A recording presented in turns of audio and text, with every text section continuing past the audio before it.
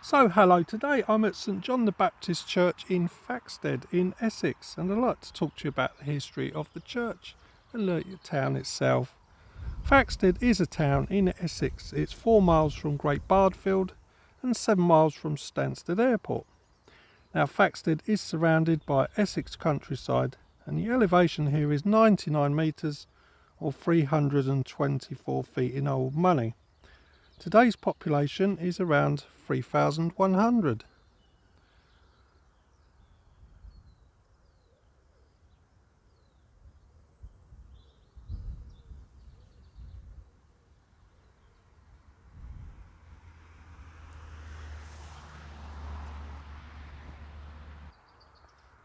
Now Thaxted has, it seems, always been a popular settlement. The Romans in the 1st century built a road through here connecting Chelmsford to Colchester. But in 2007 archaeologists discovered a much earlier Bronze Age and Iron Age settlement here. The name Thaxted simply means where reeds grow.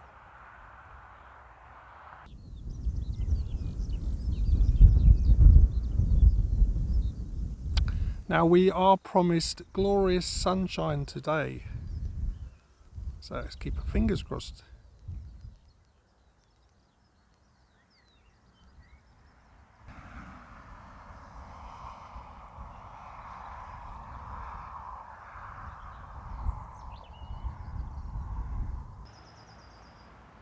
In the time of Edward the Confessor, Thaxted already had an established church and a very large and busy settlement indeed.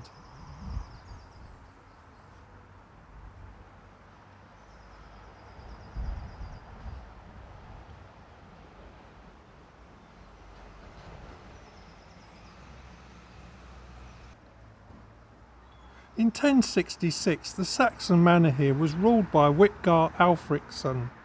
Now Witgar's father was connected to the last Danish Saxon court in England and would build the Church of Clare in Suffolk.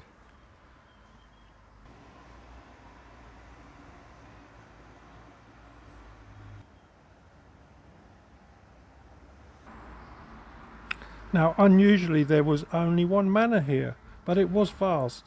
In fact, the biggest I've come across so far on my travels. Amongst the 108 households there were 16 slaves and 10 beehives as a sign of great wealth.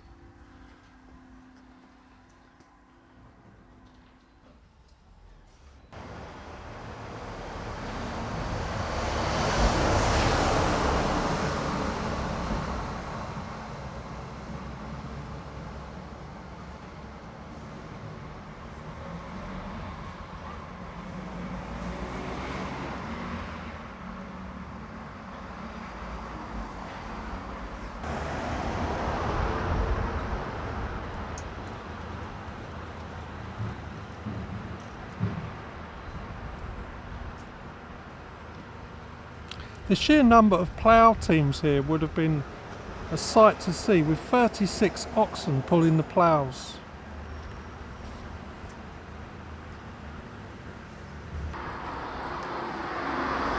Now from 1086 the Norman Richard Fitzgilbert was both Lord and Tenant-in-Chief here. Now Richard himself fought at the Battle of Hastings in 1066.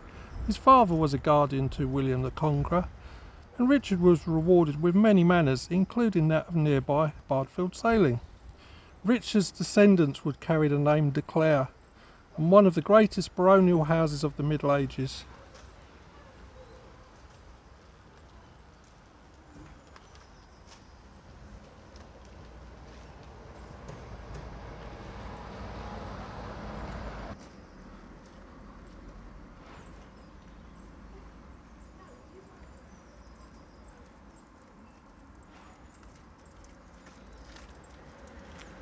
Now the de Clare family of Thaxted's Manor would play an important role in the town's development for centuries to come.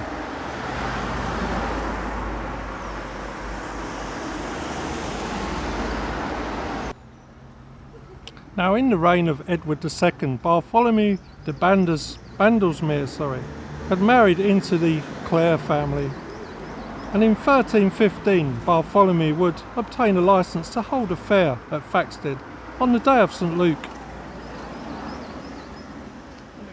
Morning. Now Bartholomew's involvement in the Barons' War would result in his beheading in 1322, and soon after the estate and manor would pass between the Mortimer family, and so these two families, the De Clare and Mortimer, would help build Thaxted's impressive church which we see today. One of Thaxted's many pubs, the Maypole, and they will be getting ready for the coronation of King Charles III.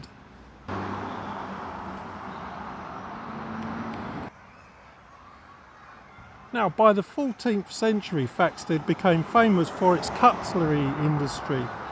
Thaxted had blacksmiths making knives, swords and daggers. The halters would add bone handles and the sheavers would make the leather sheaths.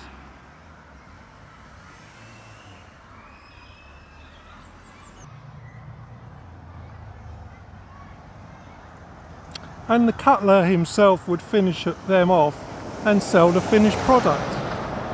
Now in 1393 there was 79 cutlers, 11 smiths, 4 sheavers and 2 goldsmiths. And today's sign of Thaxted remembers them.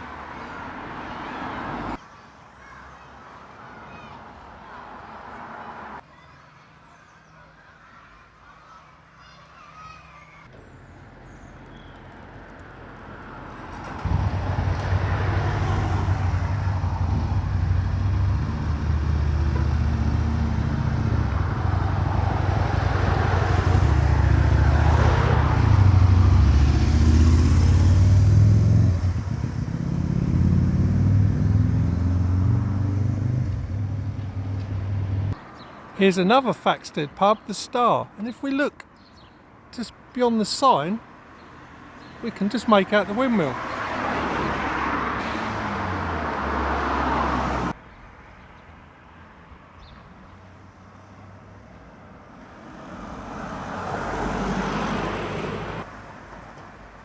Love this name, Cadger's Lane.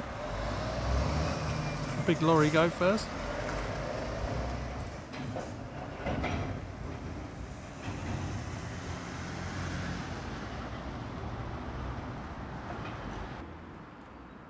And this, I guess, would be where the town square would be and the market took place. And you can see in the distance the church and the Guildhall, that white building.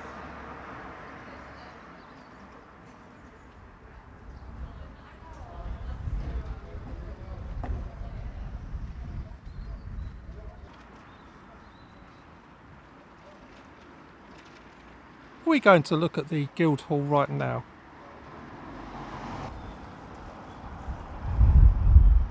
By the 15th century, the wool trade was replacing the cutlers of Thaxted.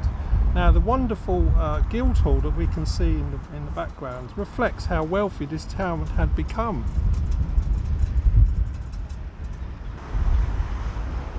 Built in 1450, this is where civic meetings took place, also where the local lockup was located, and I believe it's still there today, and you can visit this.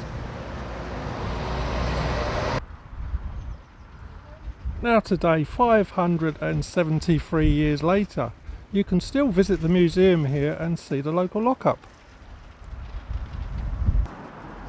It's a magnificent building.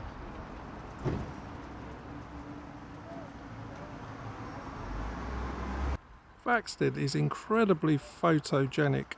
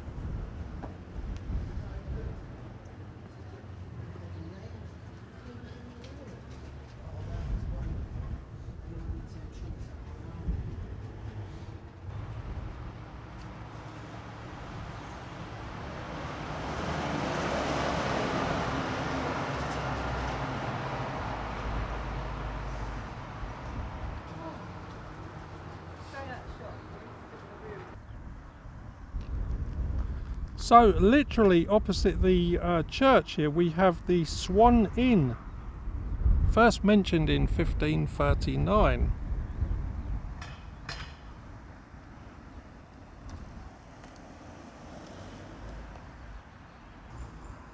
A William Spileman would brew beer and supply Thaxted's church for the Easter Communion.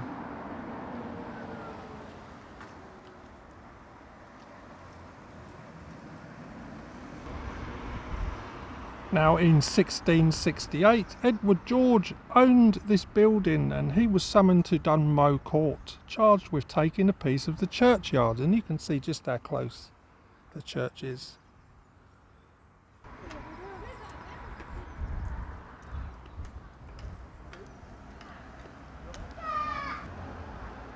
Now during the Georgian period, the Swan Inn doubled up as a butcher's shop and then became 3 cottages, and you can still see the doorways today.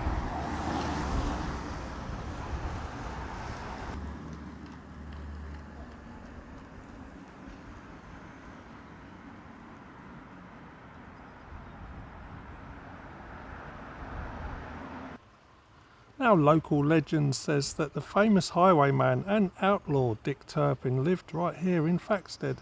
Turpin was legendary in the 1700s and part of the Essex gang, famous for smuggling and hold-ups.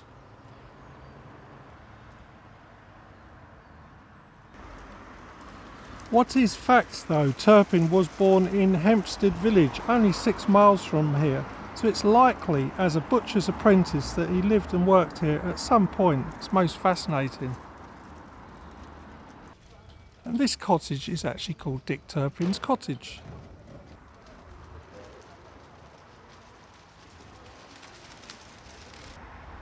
Now we should talk about Gustav Holst, Thaxted's most famous resident. Now Gustav Holst lived right here from 1917 to 1925. Now Gustav was a composer, arranger and teacher, and best known for his orchestral suite The Planets. Now Gustav would purchase this house away from busy London and spend weekends and summer holidays right here, and he would become friends with Thaxted's Reverend Conrad Noel.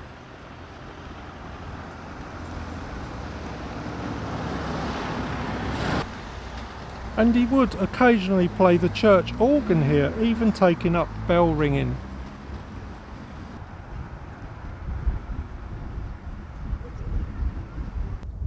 So the great thing with Thaxted is everything is literally, I would say, 7 minutes from the church that I've showed you today.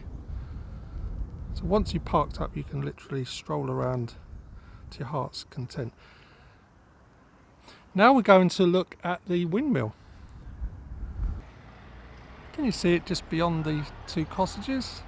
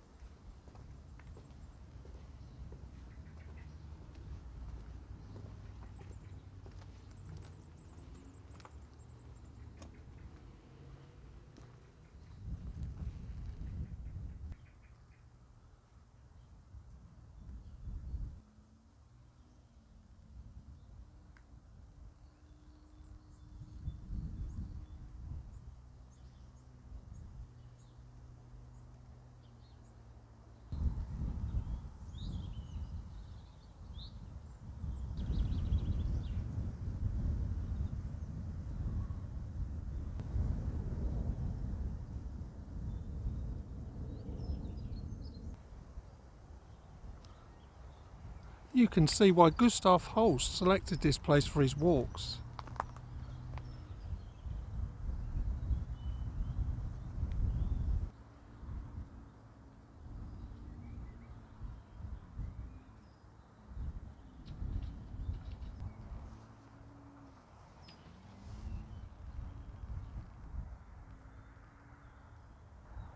Now we are looking at John Webb's windmill. John Webb was a local farmer who owned the very land this fine windmill stands on today. It's built in 1804 and was used for only just around 100 years. Today it's open during the summer months at weekends, but I believe there's some engineering works going on with it, so check online.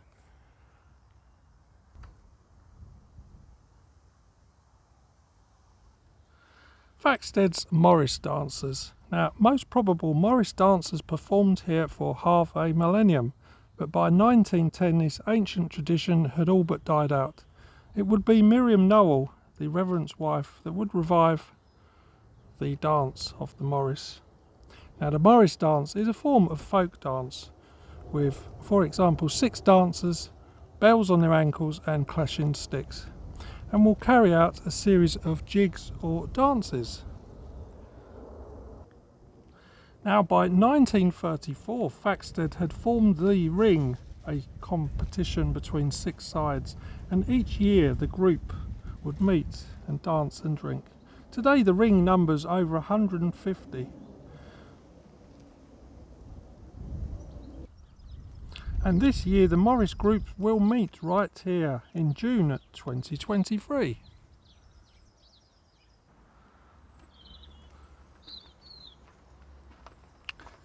Now we shall look at the church itself.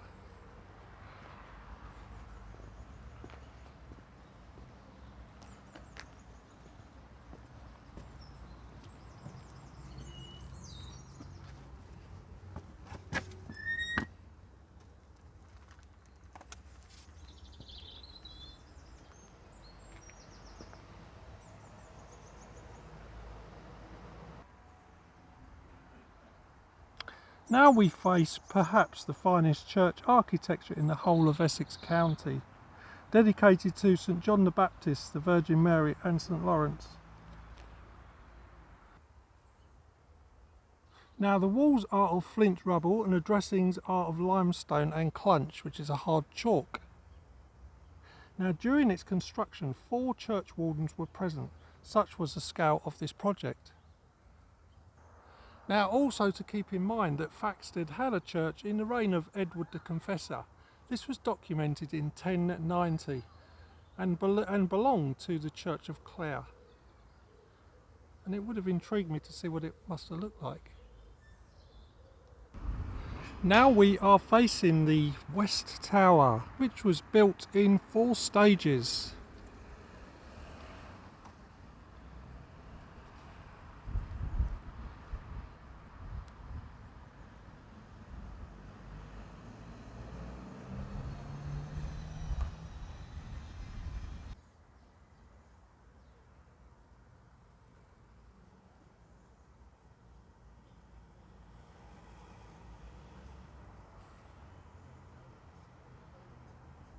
A clock from London. We are reminded we're never so far from London.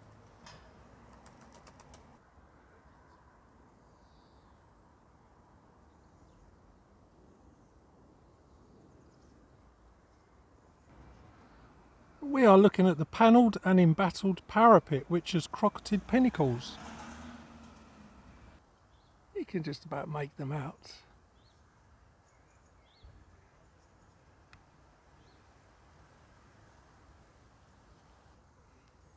And I believe it to be a stone spire. Can you imagine the immense weight this carries?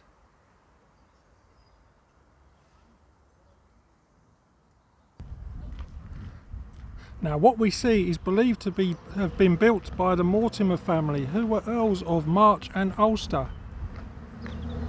To remember Edmund Mortimer, the last Earl of the Mortimers, who died in 1425.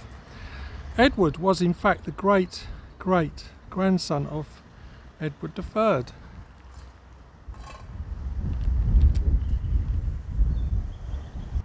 Now we are looking at the west doorway, and believe it or not, it's rebuilt in the 18th and 19th centuries due to the spire collapse. And it just shows the immense engineering skills the Victorians actually had. Now imagine, if you will, that we've just walked through the west doorway, which is locked. As we look up, we have one of the smaller organs, which I have no information on. But if we look upwards, we have this magnificent vaulted ceiling.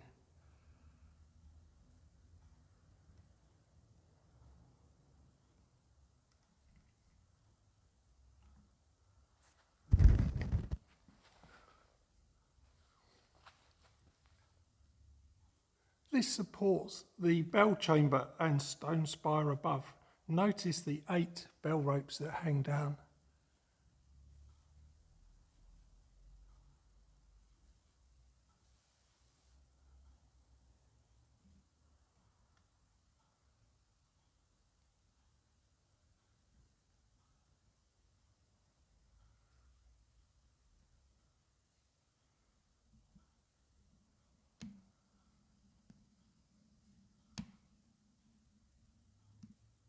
It's either the Lord's Prayer or the 10 Commandments. And on the other side it's got bell ringing information.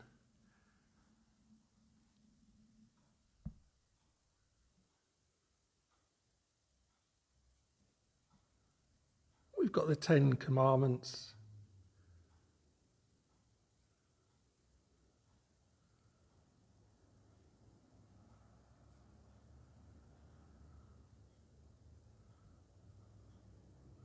As set out by Moses.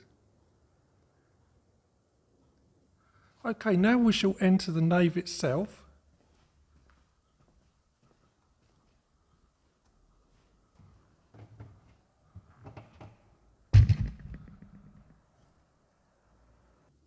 Now this magnificent nave measures 85 feet by 18 feet.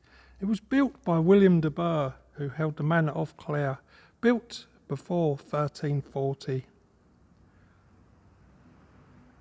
Now the north and south arcades both have 6 bays.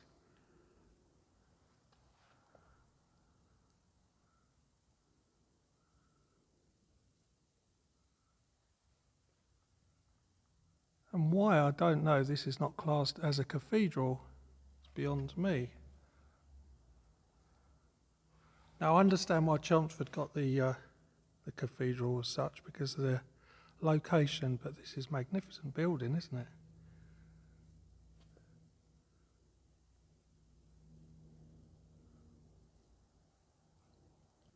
And we shall move a little bit towards the east, and then we can look at the corbels.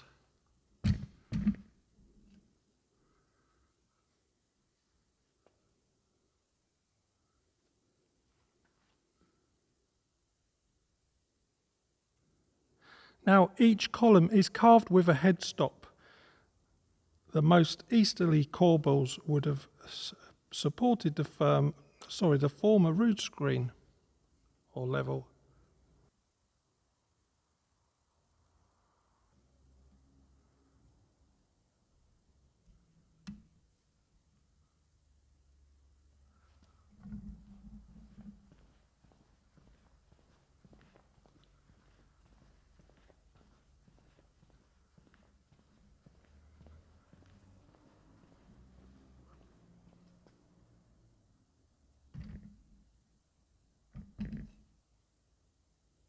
If we take the right corbel, for example, and the left corbel, and you can clearly see that these would have supported the rood screen beam. Now if we look above,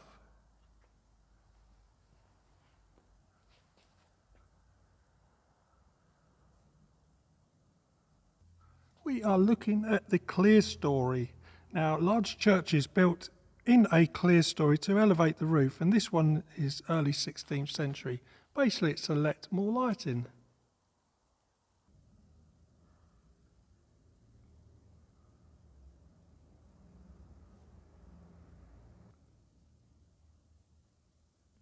Now we're back down to the ground level, and if we pan around, look at this magnificent pulpit.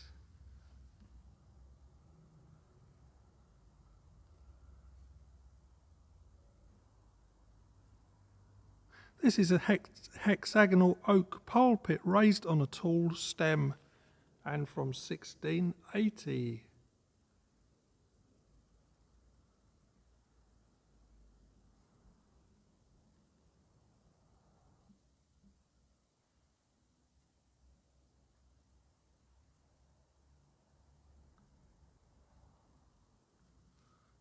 Now the lower rail is carved with foliage in sycamore wood. The staircase rises with twisted balusters.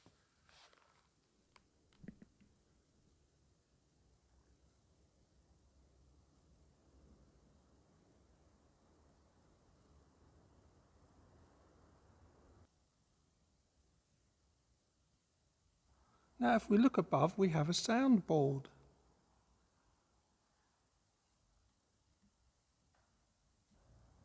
Now a soundboard helps to project the voice of the speaker. All of the above that we can see dates from 1680.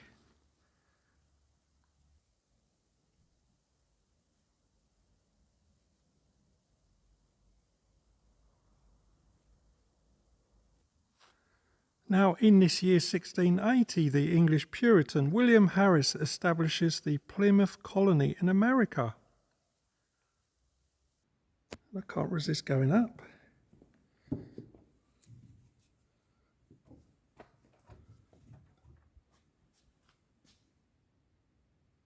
I certainly wouldn't be doing this 200 years ago.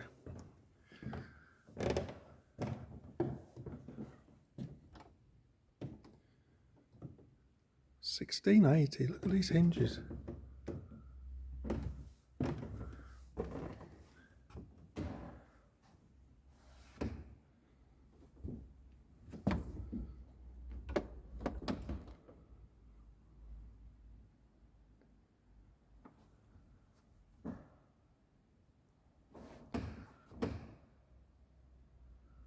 You can see the soundboard here.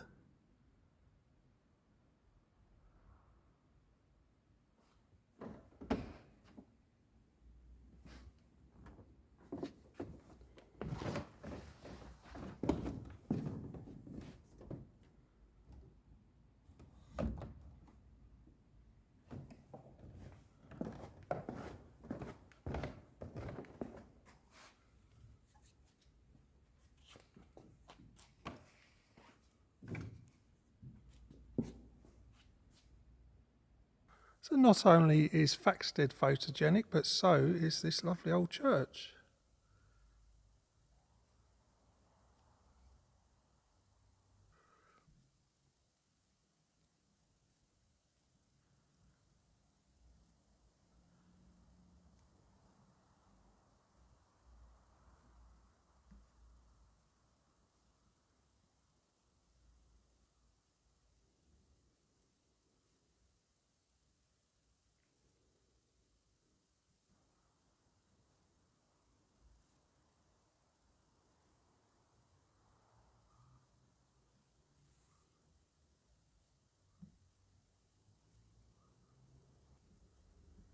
A very ornate lectern.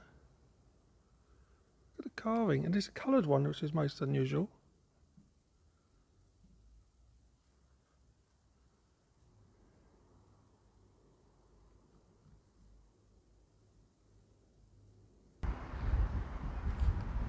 Now we've come outside and we're going to look at the current entrance, which is the north porch.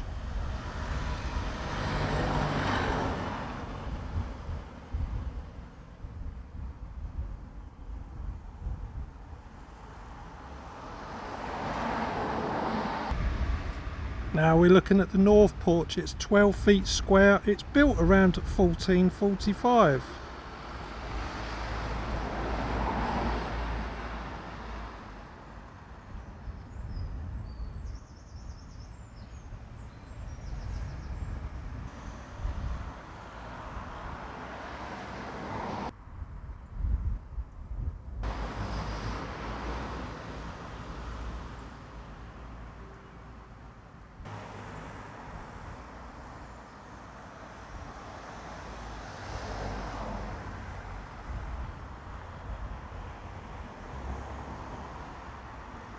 Now let us go inside.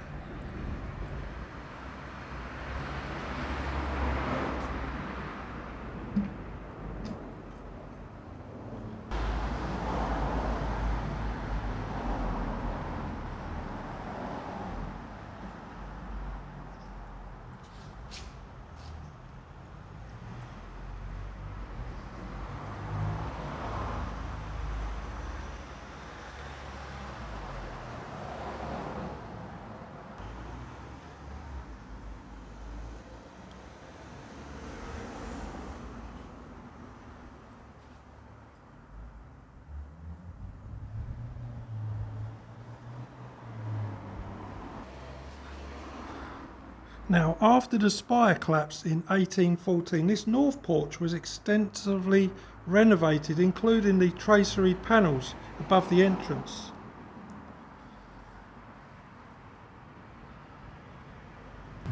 This vaulted ceiling is dated from 1822, meaning that the spire stonework fell through this porch. You can see how the Victorians blended their work into the 1445 masonry.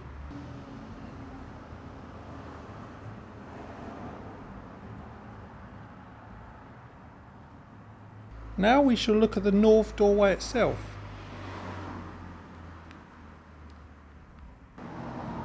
The north doorway has two centred arch with moulded jambs, and the stops either side have angels, carved angels holding shields.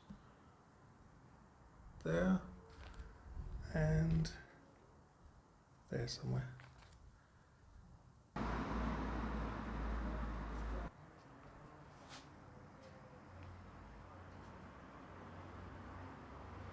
This one's a lot clearer. You can just see the shield with the arms.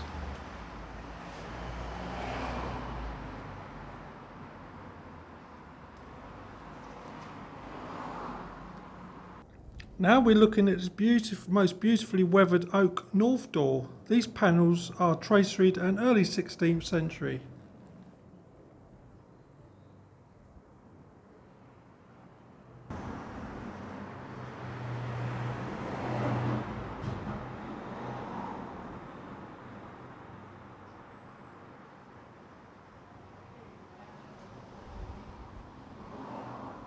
Love the sign.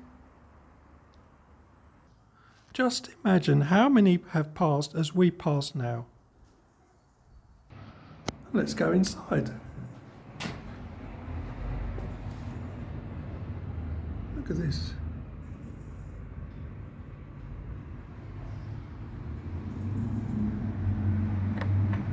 The old locks.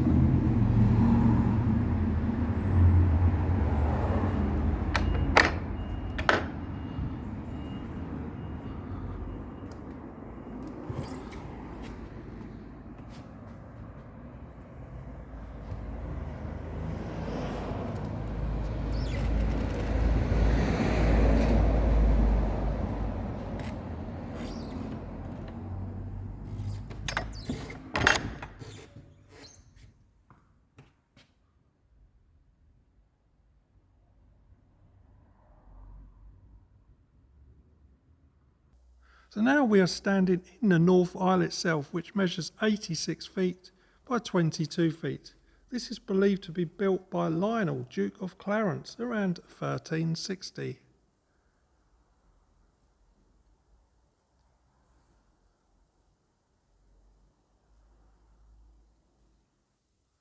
Lionel would never finish this fine aisle off.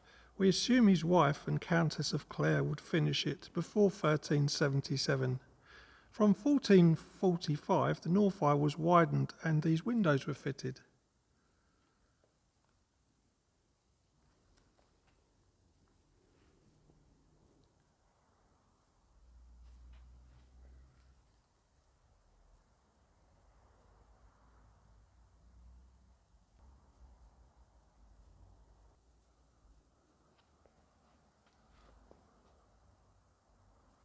Now we are looking at this stone font, which is completely encased in wood and is over 500 years of age.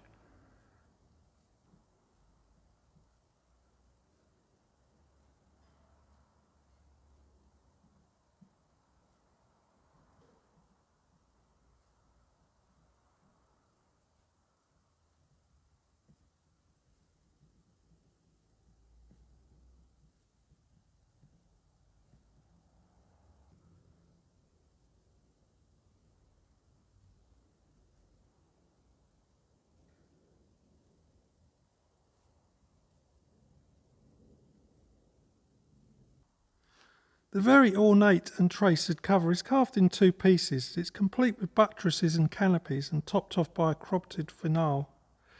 Can you believe it? This is 15th century.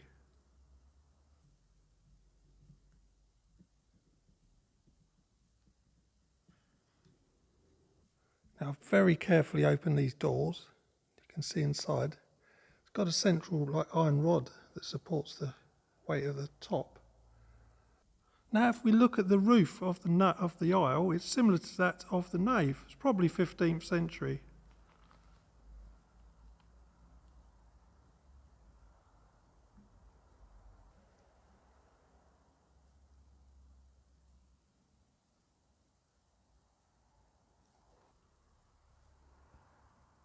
And at the feet of the curved braces, there's carved figures holding shields.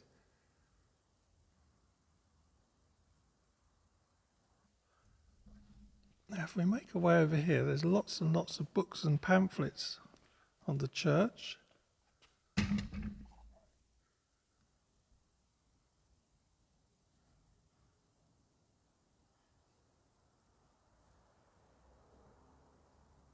If you look above, you'll see a load of broken windows or fragments of windows.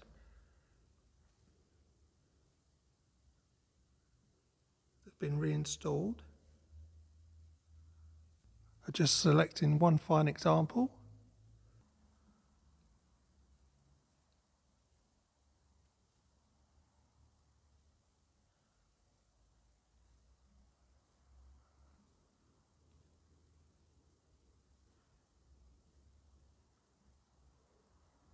Now we shall make our way to the crossing aisle,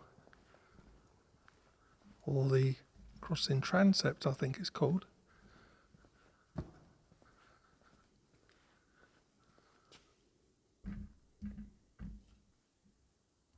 Which measures 20 feet by 21 feet. It's late 15th century.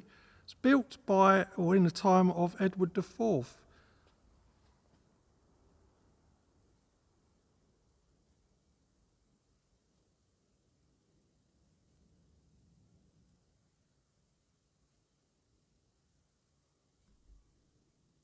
Now, when this was built, the inhabitants of Thaxted had been building this church for 150 years by that time.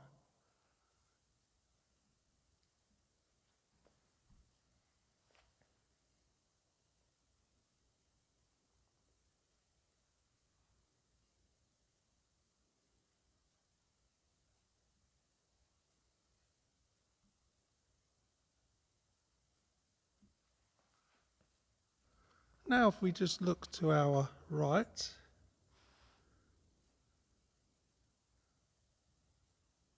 we look upon a simple bust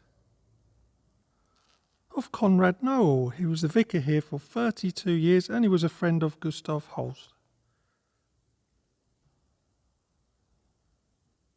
Now we've moved over to the south transept. Now this was built around 1370.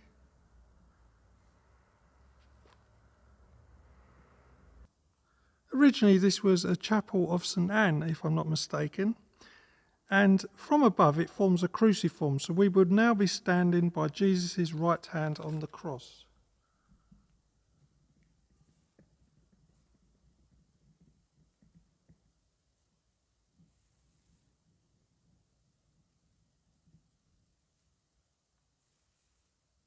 Now we're going to look at this piece of window up here, or section of glass.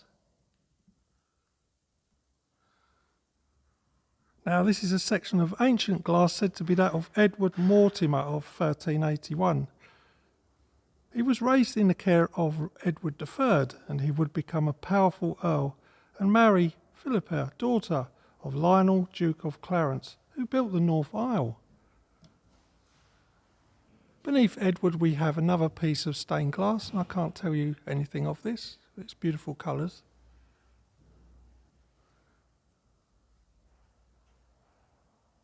There's so much to look at in this church. I've just had to concentrate what we look at today. And here we have another fine painting.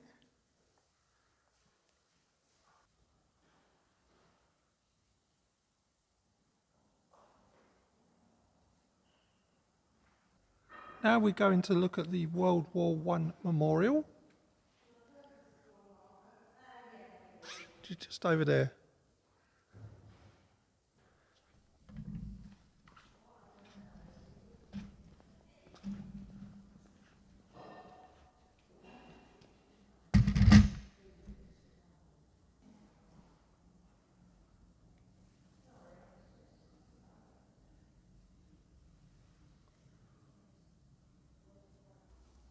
This is a very unusual World War One memorial showing the portraits of the 49 men of Thaxted that made the ultimate sacrifice for our freedom.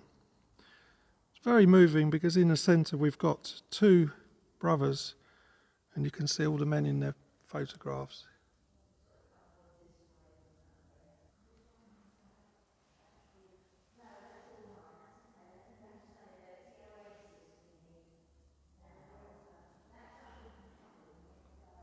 Let's just show you some of their faces.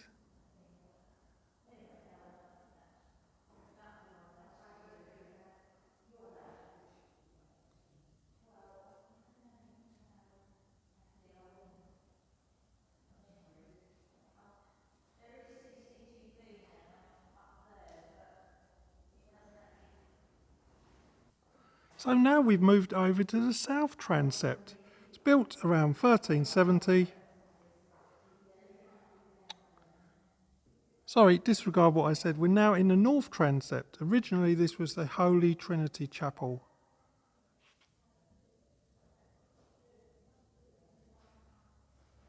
So in the cruciform this would now be Jesus' left hand.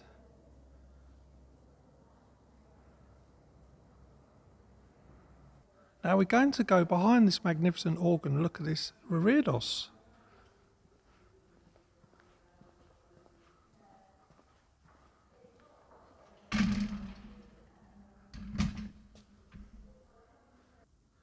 So this reredos is early 15th century. And we can see that this is a very rare reredos indeed. If we look in the centre,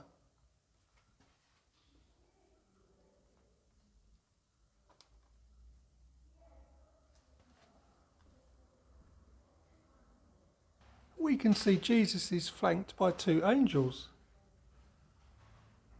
at the very top there.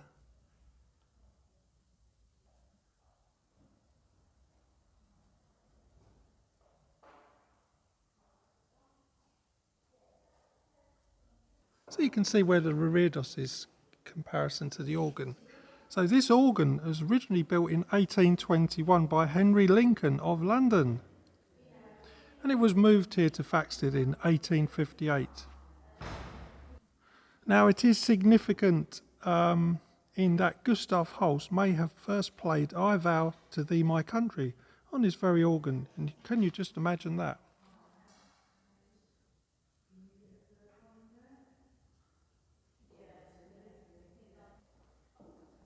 If we look beneath the organ we can see a board about the restoration that's taken place. And we can actually see a photograph of Gustav Holst.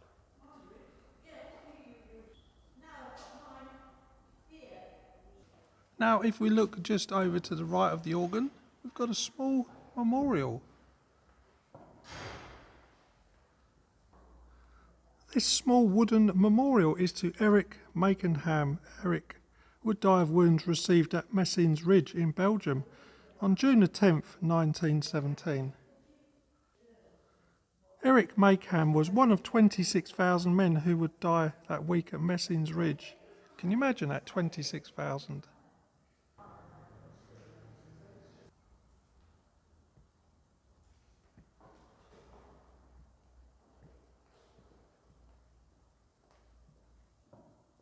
It's another beautiful statue. Now we shall make our way to the chancel.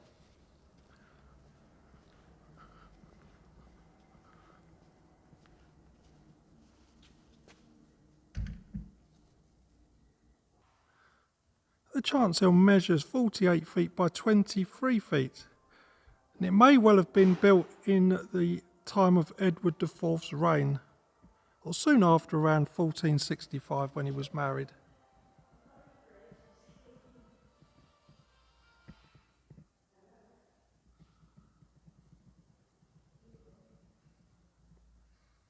So if we pan around, there's so much to see in here. You can see why I can't go into great detail, but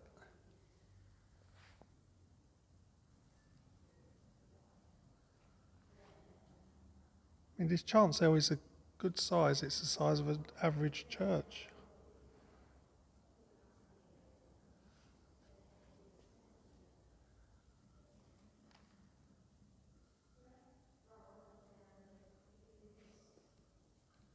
I love the floor tiles.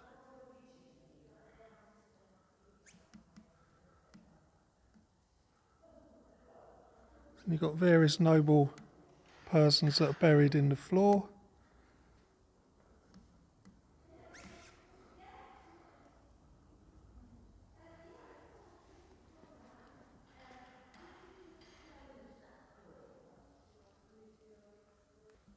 Now we shall look at this memorial that's set in the floor of the chancel itself.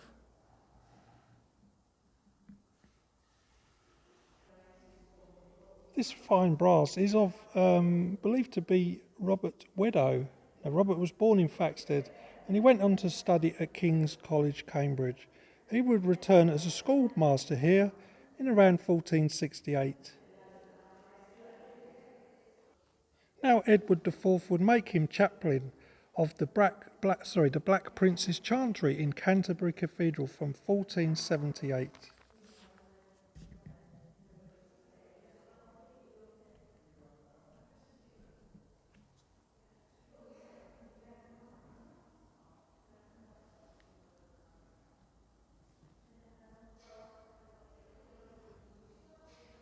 Now we shall turn around and look at the east window.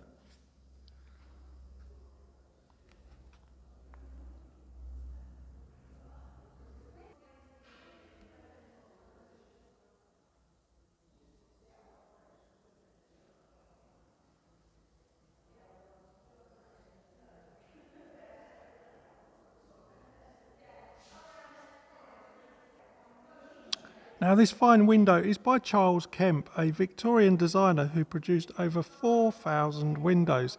Now this one dates from around the year 1900.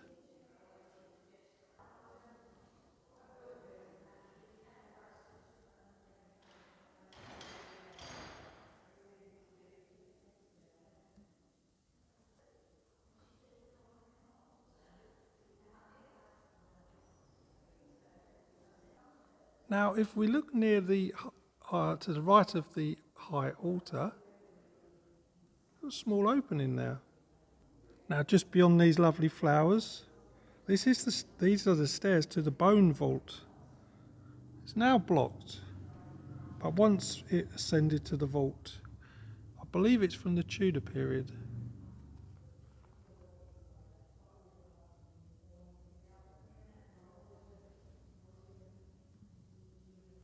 Now we've moved over to the right hand side of the chancel, and this is the Lady Chapel. It's early 16th century, and it was built most likely with the chancel itself.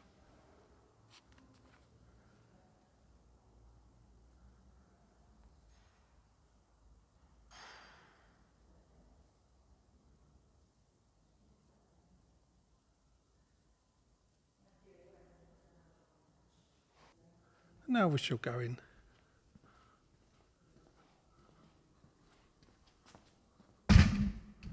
Oops. Now if we just look around a bit.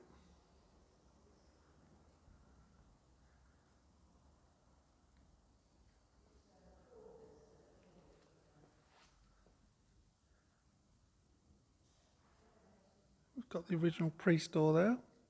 And if you look next to the priest door, we've got a statue.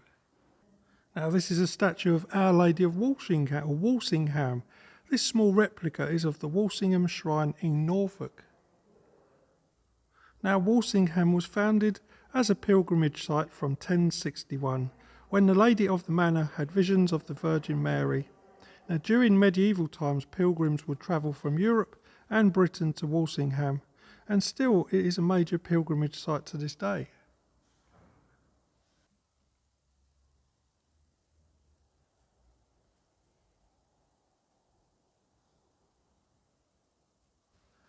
Now we shall make our way down to the front.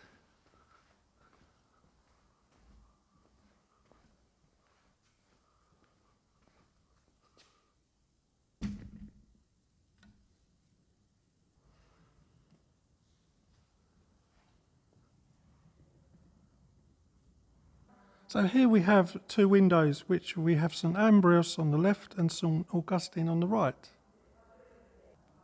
St Ambrose was an influential Christian figure in the 4th century, and he's the patron saint of beekeepers.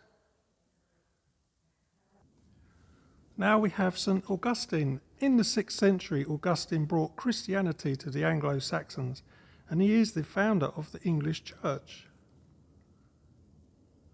So above the altar in this chapel, we have some more stained glass windows.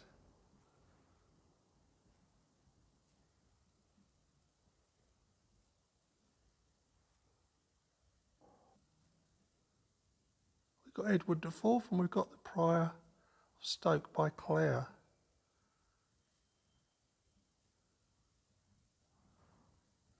And I guess if these guys were alive now, they would be getting ready for the coronation. But obviously not Edward IV, because he's already a king.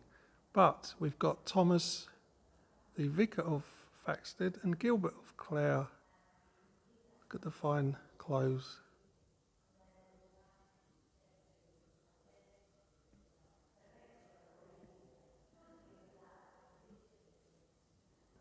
Now we're going to look at this very unusual and fine roof above the windows.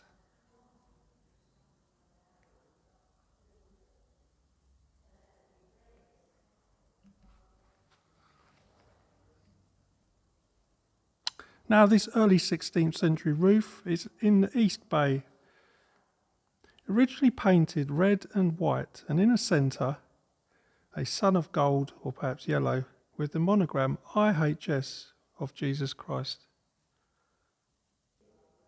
You could just make that out.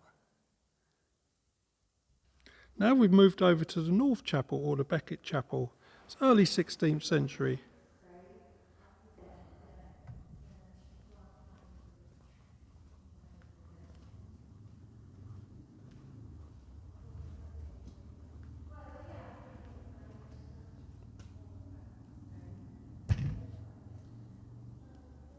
Now we're going to start by looking at the roof.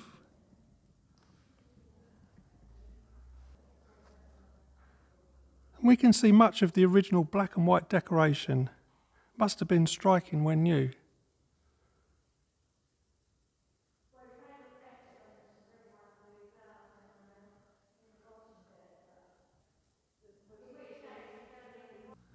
And yet another chapel, and this one has got a fine altar.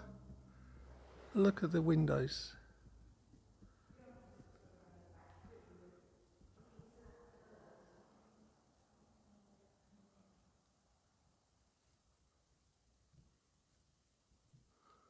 And more fine windows, but these are made up of broken glass. They show the families of Mortimer, Burr and Genville. Now these windows would have shown saints, kings, angels, along with bishops and the names of the donors, all from the 15th century.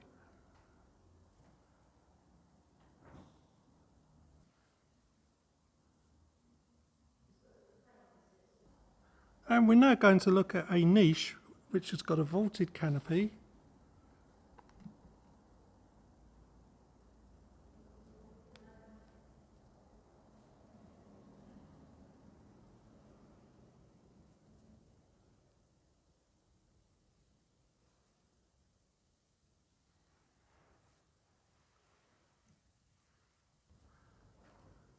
And at the head of the bishop or saint we have a small angel.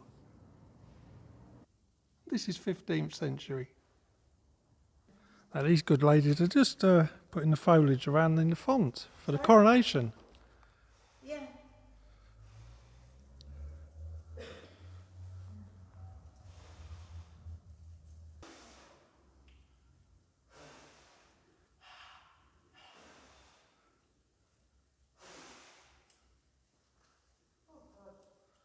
You all right? I've forgotten how much hard work this is. Yeah.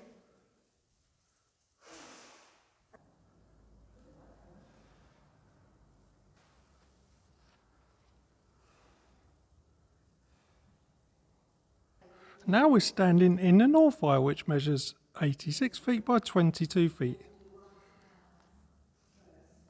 Sorry, I'm getting so confused. This is the south aisle. It was built by Elizabeth de Clare, patroness of Clare Priory. Now, Elizabeth was one of the richest women in the 14th century. And she was known as Lady of Clare, and she lived nearby in Great Bardfield in 1352. Now we're going to look at the south doorway, which would have been the original doorway for this church. This south door is a magnificent example, early 16th century in oak.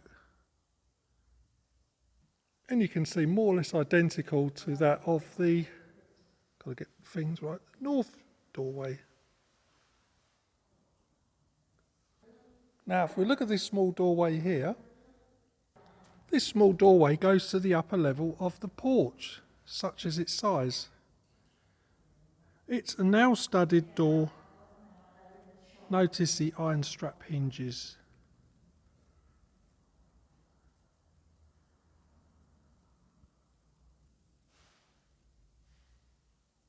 We go above the south doorway.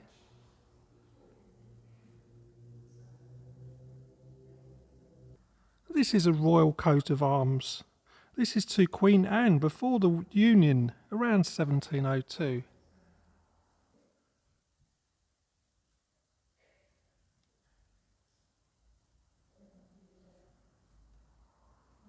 Now, can you just imagine what it must be like to be King Charles III at this very moment, with only Saturday fast approaching? Now we shall move a little bit further down.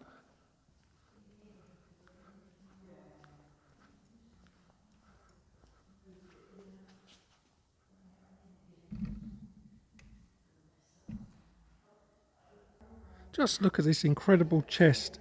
It's actually called an altar frontal chest, and it's used to store the altar cloths. And if we look, we can see the rods where the cloth would be hung on. And everywhere you look, there are various cabinets and chests.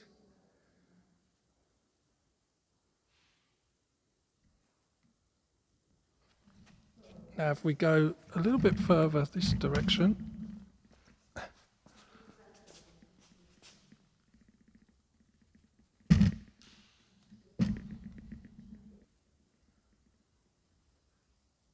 we look in this window here. If we go right up to the very top, these four fragments show St Mary, St Afra, St Catherine and St Pentaville. And these windows were commissioned by the Burr family in memory of Elizabeth de Clare. The female saints may reflect her time as a prisoner in Usk Castle and Barking Abbey in 1322. Do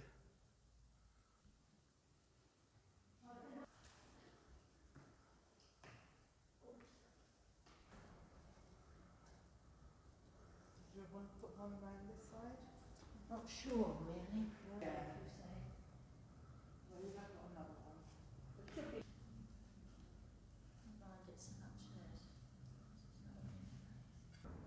Okay, let's have a look outside. Well, nice to see you again. Yeah, I'll be back in a second.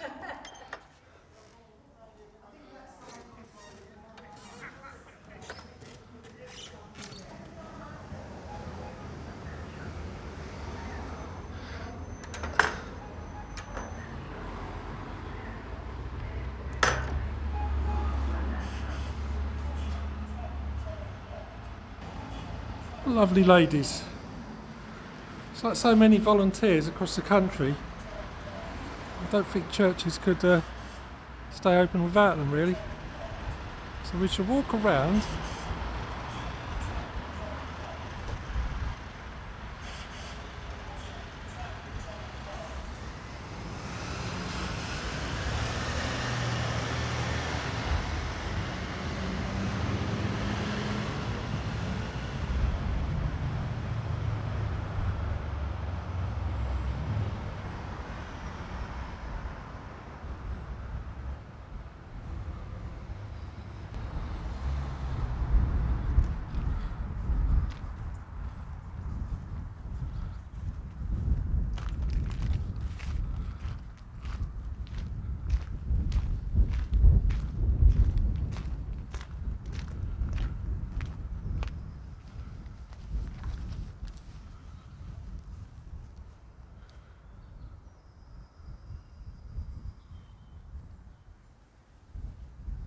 Now what's unusual, if you saw this you wouldn't think there was an access here, would you?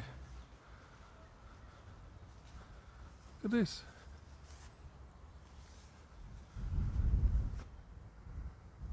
Must be the turret access.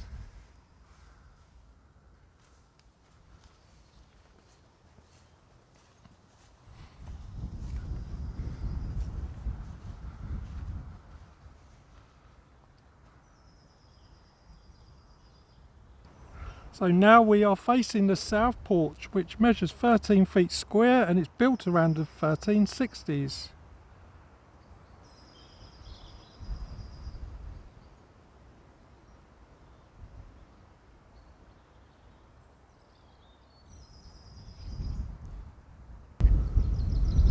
Now let us go inside.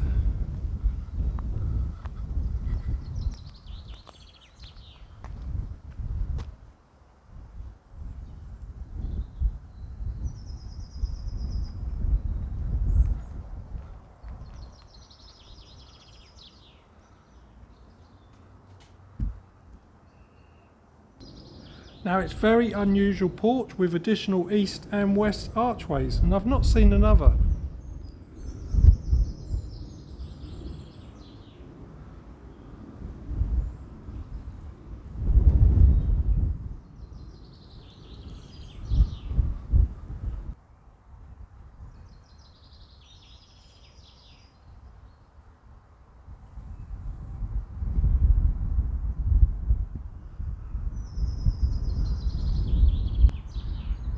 Now this vaulted roof is made of clunch. Notice the carved ribs, and in the centre is a much defaced boss. I'm just wondering, did Cromwell's soldiers jab this with the pole axes?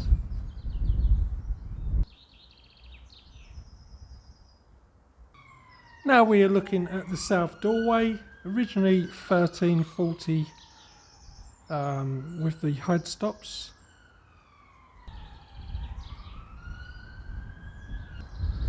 Now I believe that this could be Edward III and his wife Philippa of Hainault. They were married in 1328. For Edward would have been king for when both the aisles and nave were built here.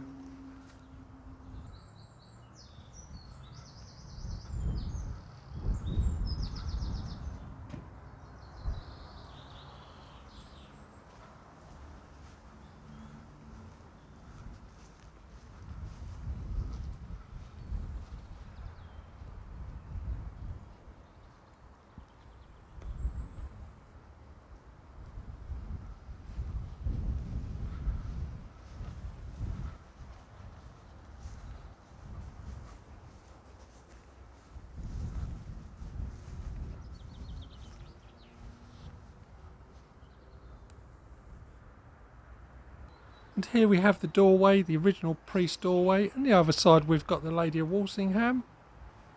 And just look at that door.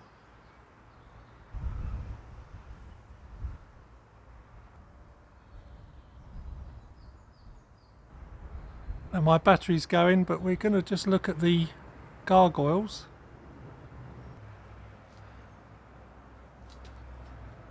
Now many gargoyles watch over us from St John the Baptist Church. Gargoyles are said to watch or to ward off evil spirits, and according to French legend, St Romanus saved his country from a dragon named La Gargoyle. Gargoyles have been used in architecture from the 13th century, and rainwater runs off the roof through the gargoyle's mouth. Now we're going to walk around, but if my phone goes flat, I'd like to point out that John the Baptist Church is open daily, more or less, and carry out baptisms, weddings and funerals. And it's a very active church within the community here.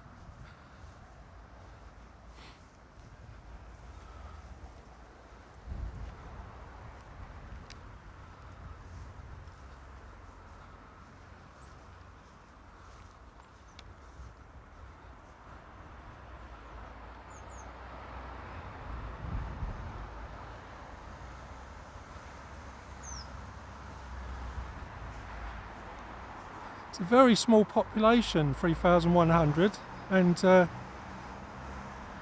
have come across villages that are bigger, so you can imagine how big this was at one stage.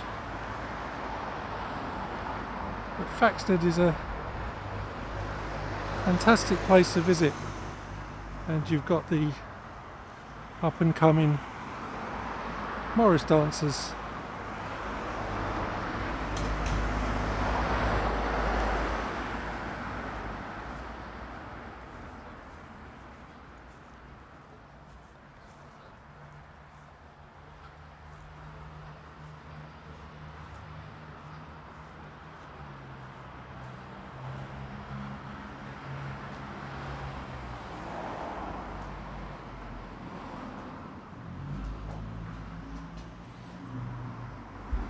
So I hope you enjoyed that, and thank you very much.